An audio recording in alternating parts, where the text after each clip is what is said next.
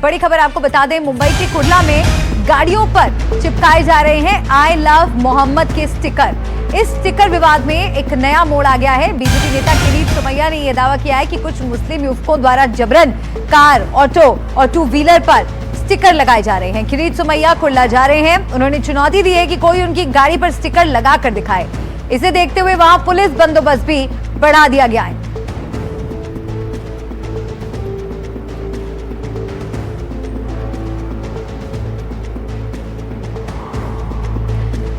अब गाड़ियों पर आई लव मोहम्मद के स्टिकर लगाए जा रहे हैं। जबरन ये स्टिकर लगाए जा रहे हैं। मुंबई के कुर्ला में ये सब देखने को मिल रहा है। और सुजाता मेरी सहयोगी हमारे साथ इस खबर पर जुड़ गई हैं।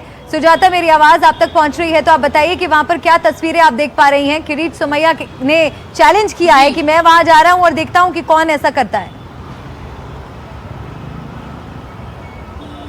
जी मलिका, और देखिए थोड़े ही समय में किरीट सोमैया यहाँ पर पहुँचने वाले हैं, जिसके चलते पुलिस की जो बंदोबस्ती है वो यहाँ पर बढ़ा दी गई है। साथ ही हम इस समय कुर्ला के LBS मार्ग पर मौजूद हैं और यहाँ पर जो आप ये न्यू इंडिया आज़ाद होटल देख रही हैं, इसी होटल के सामने गाड़ियों को रोककर यहाँ के स्थानिक युवकों द्वारा गाड़ियों को रोककर उन पर आई लव मोहम्मद के स्टिकर्स लगाए जा रहे थे, जिसका वीडियो हमने सबसे पहले NDTV पर दिखाया। और जैसा कि आप देख सकती हैं कि यहाँ पर पुलिस की बंदोबस्ती जो है वो तेज़ कर दी गई है, क्योंकि जो युवक की संख्या है वो भी यहाँ पर काफ़ी ज़्यादा बढ़ चुकी थी। हालांकि उन्हें फिलहाल यहाँ से हटा दिया गया है, डिस्बर्स कर दिया गया है, लेकिन साथ ही लोगों को कहा गया है कि वो यहाँ पर इकट्ठा ना हो। लेकिन किरीट सोमैया का जिस प्रकार का उनका रवैया है, उनका कहना है कि वो यहाँ पर आएंगे, अपनी गाड़ी को यहाँ पर पार्क करेंगे और पार्क करने के बाद वो ये देखेंगे कि आखिर उनकी गाड़ी पर आई लव मोहम्मद का स्टिकर कौन लगाता है, और जिसके बाद वो उस हिसाब से जो है अपनी कार्रवाई करेंगे, ऐसा उनका कहना है। हालांकि कुछ ही समय में वो यहाँ पर पहुँचेंगे, लेकिन इससे पहले यहाँ पर पुलिस की बंदोबस्ती माहौल को देखते हुए वो जो है फिलहाल सख्त कर दी गई है।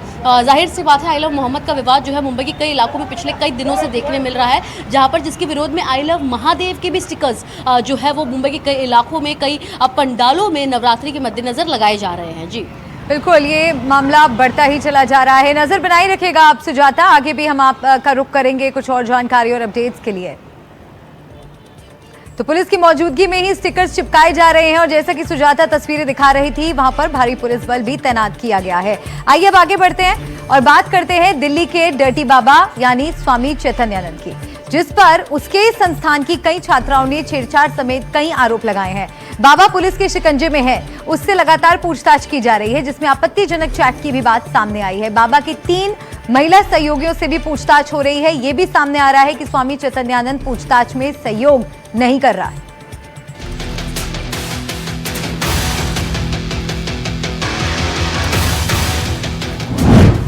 डर्टी बाबा की गंदी हरकतें।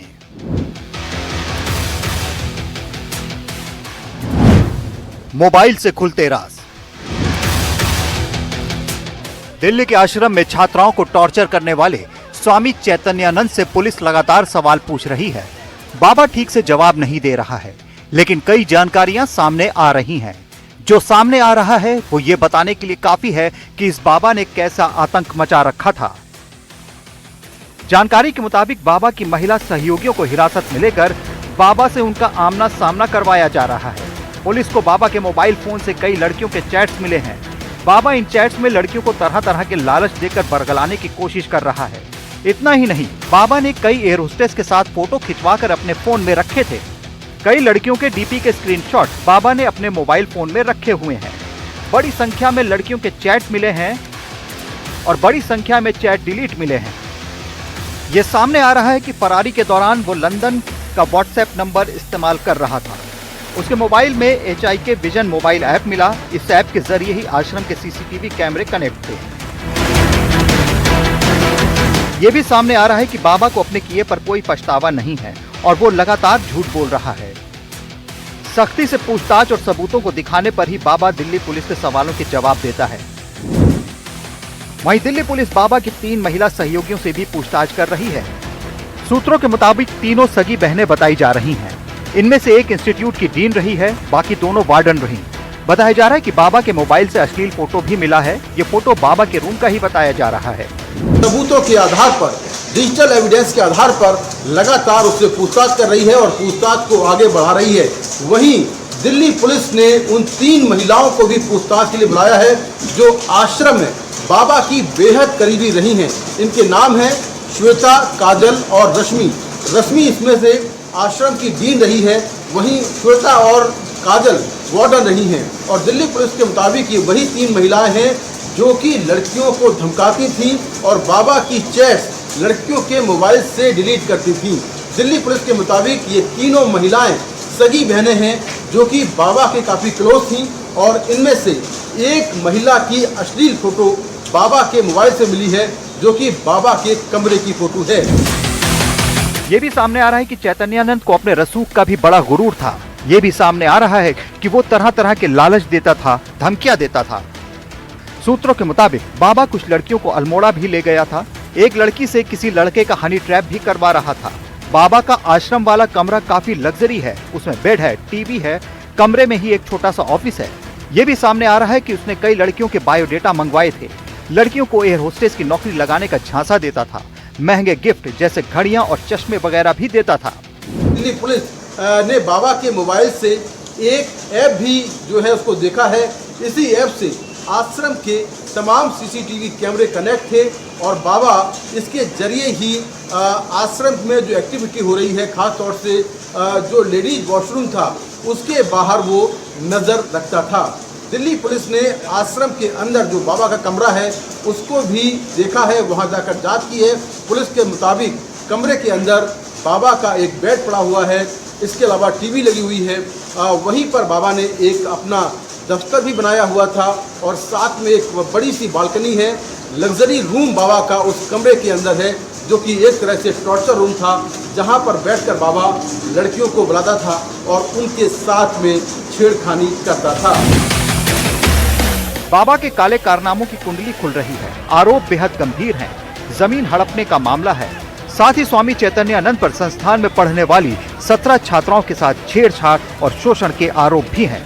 दिल्ली से मुकेश सिंह सेंगर, एनडीटीवी इंडिया। और आइए आगे बढ़ते हैं। दिल्ली एनसीआर में अचानक मौसम का मिजाज बदल गया। कई इलाकों में जोरदार बारिश हुई। गाजियाबाद, नोएडा से झमाझम बारिश की तस्वीरें आई।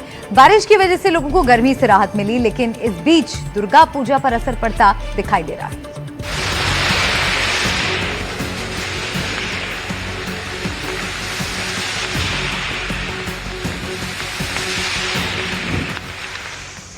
आरके पुरम, रकाबगंज, वसंत कुंज, मंडी हाउस, गाजियाबाद, गुरुग्राम। दिल्ली एनसीआर के इन इलाकों में बारिश से लोगों को उमस भरी गर्मी से राहत मिली। बीते कई दिनों से लोग दिल्ली एनसीआर में गर्मी से परेशान थे। इस बारिश ने सबको राहत दे दी, लेकिन ये बारिश राहत के साथ कुछ परेशानियां भी लेकर आई। ये तस्वीरें देखिए, ये दिल्ली के जखीरा अंडरपास की है। बारिश के बाद यहाँ का हाल देखिए, पूरी सड़क पानी से लबालब है। वाहन पानी में डूबे हुए हैं।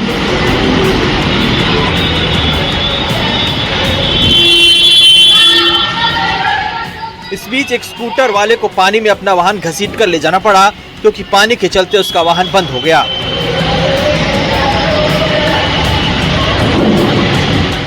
यहाँ से गुजर रहे ज्यादातर वाहनों को इसी तरह की दिक्कतों का सामना करना पड़ा। अभी भी यहाँ पर जो है वो बारिश हो रही है। पानी जिस तरीके से जो जल भराव है वो यहाँ पर जो हुआ था, अभी उस पानी को धीरे धीरे निकाला जा रहा है। करीबन आधे घंटे से जो है ये बारिश यहाँ पर हो रही है। और अगर हम बात करें तो दिल्ली के तमाम अलग अलग जो इलाके हैं वहाँ पर भी जो जल भराव की स्थिति है उससे लड़ने के लिए दिल्ली सरकार ने कहा है कि पंप जो हैं वो डिप्लॉय किए जा रहे हैं।